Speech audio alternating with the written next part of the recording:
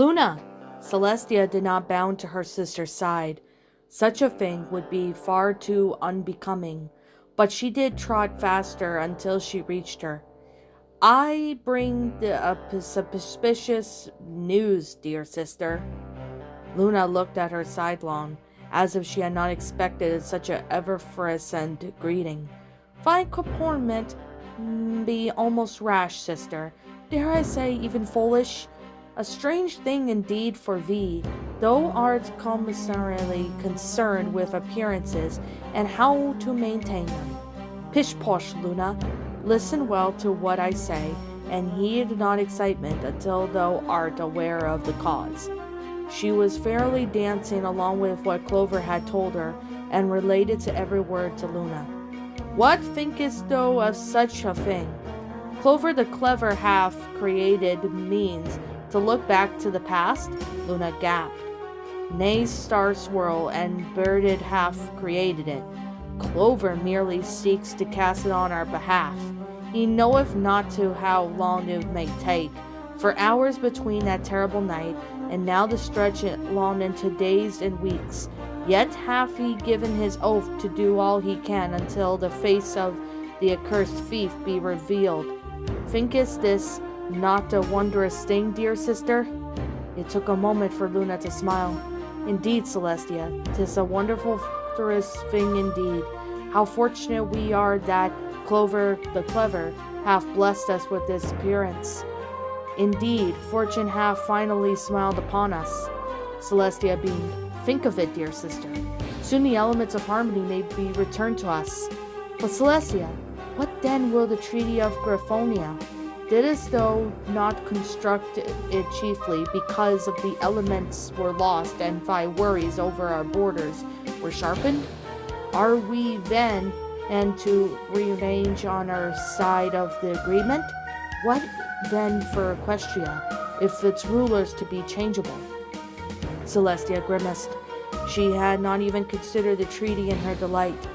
The treaty 'tis an issue for the consideration at a later time, she said eventually. To break the treaty would be a great risk of war with Griffonia, Luna insisted. Yet to keep it would be hobble Equestria with King Sangerine's demands. He takes to our textiles and to our clothes his soldiers, our crops to feed the animals his griffins hunt, our gems to decorate his palace. Though I do believe there actually trades with him in the Dragonlands behind our backs. I know this, Luna, Celestia protested. Canst thou not allow some small enjoyment before I am to think of such things? Luna stared at her. All smiles vanished.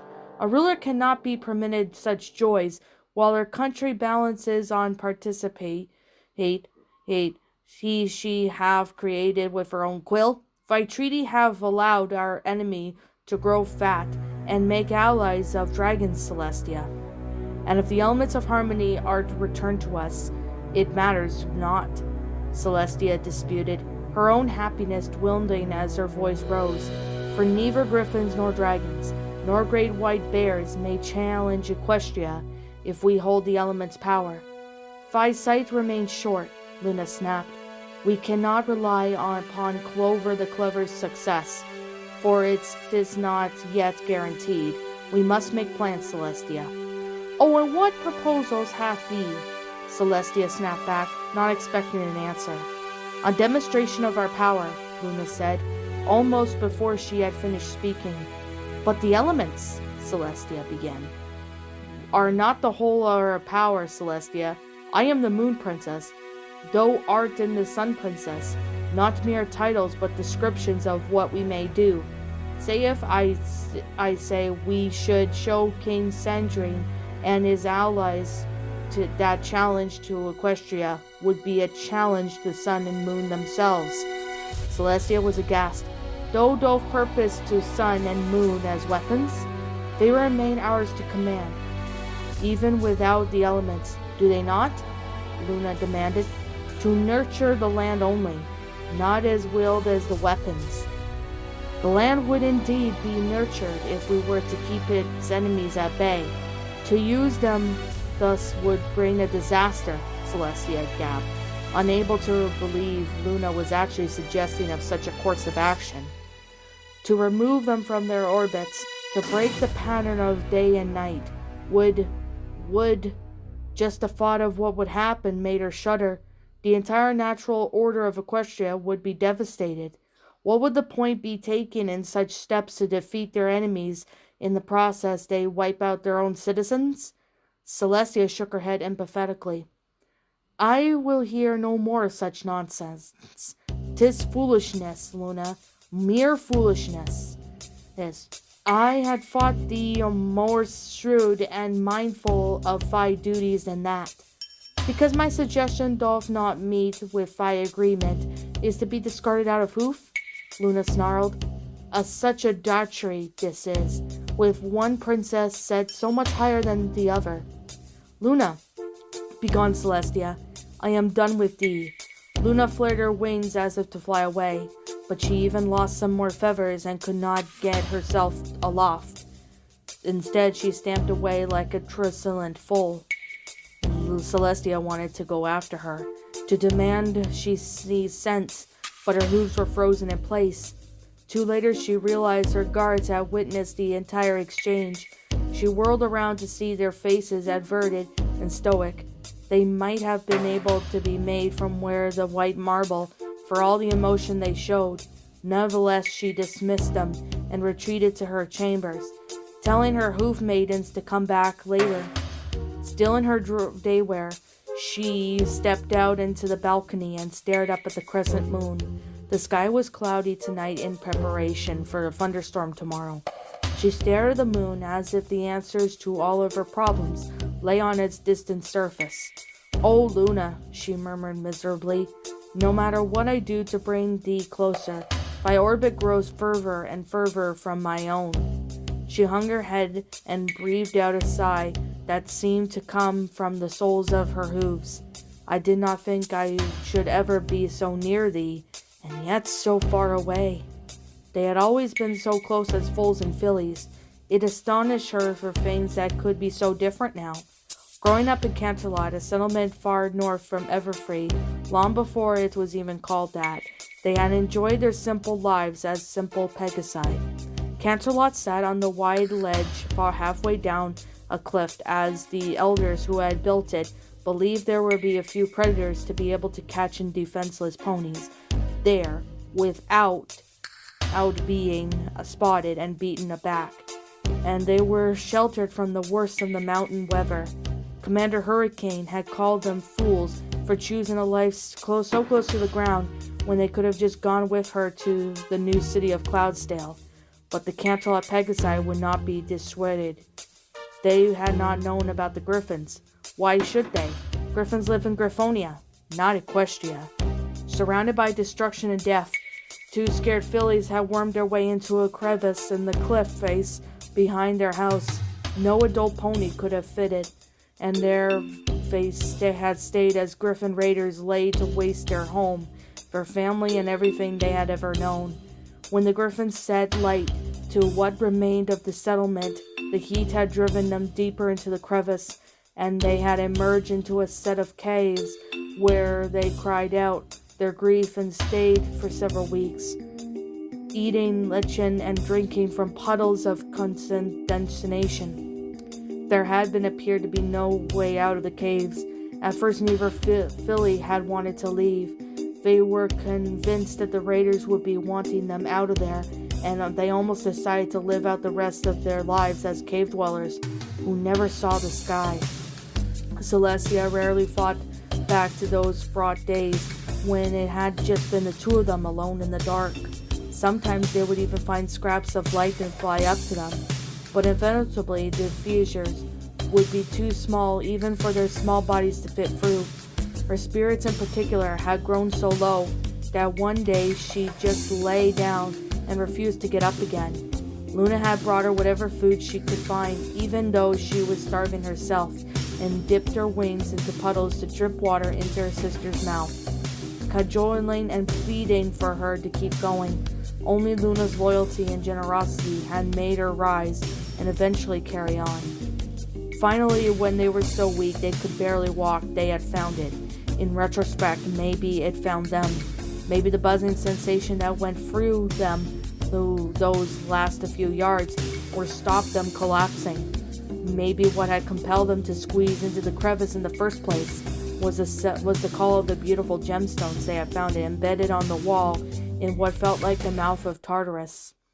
The gems had pulsated with fantastic, inexplicable light.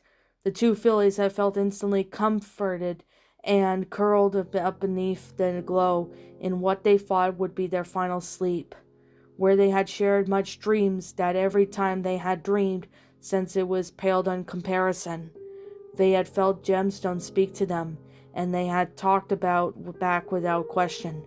As one does in dreams when logic no longer matters, the gems were old, far older than Equestria, or the founding ponies, or anything else they could name. They were all so powerful and would lend their power to those who deemed worthy. They had been watching the two fillies ever since they entered the caves and witnesses their struggles. They had seen the older filly's kindness as she carried the younger one, who joked and made her laugh even when things seemed dirtiest. They saw the older filly's honesty over the fate of their families and how younger filly refused to desert her when she had lost hope. Laughter, honesty, loyalty, kindness, and generosity. The gems had whispered. These blind lost souls closer and breed harmony from chaos. They also permit us to release our own power. There is strength in these 5 elements, for when they come together, they create a spark of another, and we are able to free ourselves. What spark? The two fillies had both asked. Magic, if by agreement, be not in doubt. Say it in plain, little ponies, and thou shalt be given the power to save thy nation. Of course they have agreed, and when the two fillies had awoken after what seemed like a long, long time, they had found themselves changed. Their bodies were taller, their legs longer, and on each of their foreheads was the horn of a unicorn. They also knew the way out of the caves and took the gemstones with them back to the sunlight, where they were discovered that their flanks that bore a strange mark, unlike any that had ever adorned the flanks of ponies before them. We were so young, Celestia whispered to herself on the balcony. Did we truly understand that we agreed to? She raised her eyes, silently asking the question that had come to her before, but which she had never had the courage to voice. Did we die in that cave and were reborn as we are now? Be that the reason, though our change from pony, I knew Luna, and changing still? But as ever, she received no answers. Luna shivered. She couldn't help herself. It had started after she left Celestia. When the adrenaline from their argument had leached from her, she knew that she would soon need to lower the moon and put away the stars, but she generally wasn't sure whether she had the energy. She reached out with her magic and caressed her beautiful night sky, feeling it answer and revealing her connection to the brighter flicker. Her night sky loved her, even if her sister didn't. Her night sky thought she was wonderful and intelligent and pretty, even if Celestia considered her foolish and ugly. Luna had seen the way Celestia looked at her when she spread her wings. Could she help it if her feathers were falling out? Could she help it if her coat was not as well conditioned as it used to be? Who was Celestia to judge her as ugly? Who was... Princess? Luna blinked for a moment, not recognizing what she was seeing. Her forelegs trembled from her deep cold that seemed to irradiate from the inside as she hooked them over to the edge of her balcony. Posy? Down below, Posy flinched. She probably thought Luna was mocking her, the way she had when they had first met. In fact, Luna's jaw was shaking so much she could barely speak. She was cold. Even the jolt of pleasure at seeing Posy was not enough to warm her. Wherefore art thou here? She stuttered, not quite using Canterlot voice that she used to carry on from the peak of the mountains and around its namesake. Posy glanced from side to side nervously, realizing she was scared of being caught when she was not supposed to be. Luna had clambered into the balcony and spread her wings. Too late. She remembered her missing feathers, an excruciating ragged half-sore, half-plummet to the ground. She landed in an ungainly heap and struggled to right herself up as Posey dashed her aside. Princess, hast thou forgotten what I did to thee? Luna stood and swayed a little. Posey flinched again. My apologies, Luna. Wherefore are thou here? Luna asked with supreme self-control. Posey looked down at the flowers clutched right in her hoof. She had done them up in the ribbon. I did hope to see thee. I did sneak from my quarters unseen and she started openly. Luna, thou art ill. I'm fine. A violent tremor went for Luna. She sank to her knees. Thou art not, Posey cried. Luna, what is Alice thee? I know if not. To Luna's dismay and disgust, her voice was fearful. As another tremor racked through her beleaguered body, a whimper worked its way up her throat. She didn't understand what was happening to her as much as she hated to admit it. She was frightened. And then some pony was embracing her. Posey hugged her tight as Luna collapsed to her side. She curled her small body around the larger ponies as best as she could. A healer, she whispered. Thou art in need of a physician. Nay, Luna begged. She couldn't let the full extent of her weakness be known. Celestia would surely take full control ruling the country if she could claim her sister was too weak to rule. Luna's paranoid mind could easily imagine Celestia casting down from her throne those nagging suspicions that had grown louder and louder in her mind over the past months now shouted at her not to let it happen. But Celestia would never do such a thing, whispered a tiny part of her mind. She is thy sister and loves thee. She would not betray thee. But she would. All the signs said so. If Luna wanted advice, she should have just looked at the argument they just had. Celestia wanted to rule alone and would trample Luna's wishes to get what she wanted. She wouldn't. She would. Luna shuddered inside and out. Nay. But Luna, Posey begged. Please, nay. Luna's head fell back, resting on the crook of her neck. The warmth of thy body, shall be sufficient. My Posey. Posey made a noise halfway through a sob and a squeak, curling tighter against her. Luna continued to tremble as the dread grew colder and grew inside her. Her legs no longer felt like her own. Her chest ached like she was breathing freezing air. She was surprised clouds of fog didn't emanate from her nostrils. The world around her grew dark and silent as the shadows invaded her vision, as she felt her eyes roll up to her head. Celestia was to remove her from her power, but Celestia would never hurt thee. The ponies of Equestria preferred to. Not all of them. They loved the sun more than the moon, the day more than night. Luna, please do not die. Oh, please, Luna! At least one pony loves thee best.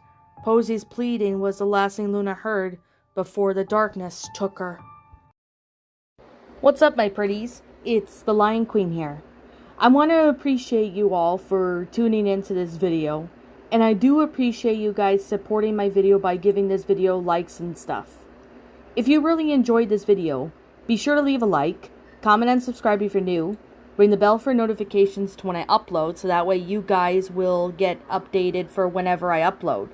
If you want to follow me on Twitter or DeviantArt, feel free to leave a follow on those if you are interested in following me on those socials.